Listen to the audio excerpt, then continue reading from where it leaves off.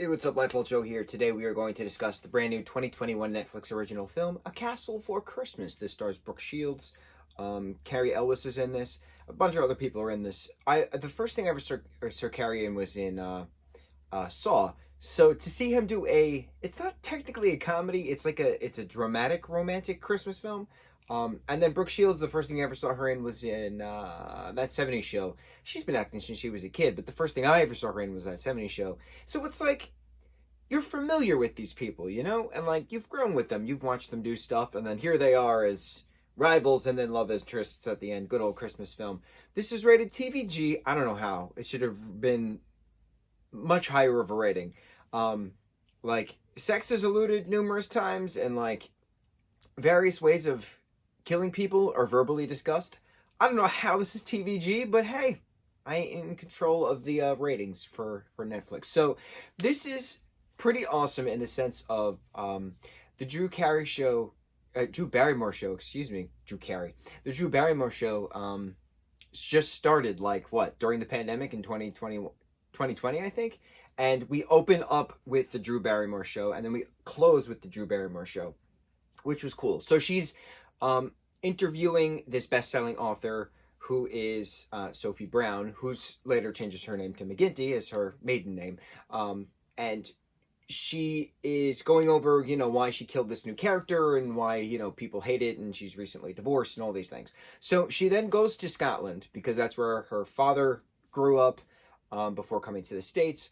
And her father's family were groundskeepers to this castle, Dunbar Castle in Scotland. So Sophie's plan is to go to Dunbar to write her next book in the library, see where her dad grew up, basically, and just get inspiration. But there's a duke there who's just a pain in the ass, whose name is Carrie. Carrie Ellis plays this duke. And it's just, you know, rivalry stuff. So it's, you know, this village is on hard times, and he has to sell the castle to pay off everybody's mortgages, things like that. So she makes friends with all the knitters at the local pub, at the local hotel, which is called the Castle. It's just a very tight-knit, closed community, and it's pretty awesome. So, you know, they're prepping for a Christmas Eve party, just like they did back, you know, 200 years ago, things like that. And the two of them eventually fall for each other, and her daughter comes for Christmas.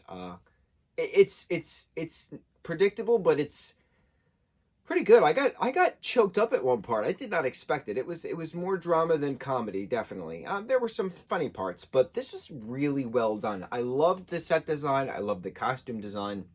I love that the entire soundtrack and score was just Scottish music, and it's cool because I'm not familiar with that culture. So to have authentic accents and food and costuming, which is actual clothes for this particular culture. But my first introduction to Scottish music as a soundtrack was in Titanic, because the Titanic was actually made in the Titanic, the ship, the RMS Titanic, the ship, was made in Scotland, and the movie James Cameron's Titanic had a Scottish soundtrack throughout with like panpipes and, you know, fiddles and stuff like that. So it was very familiar for me watching this and having the band play at the Christmas Eve party in the ballroom.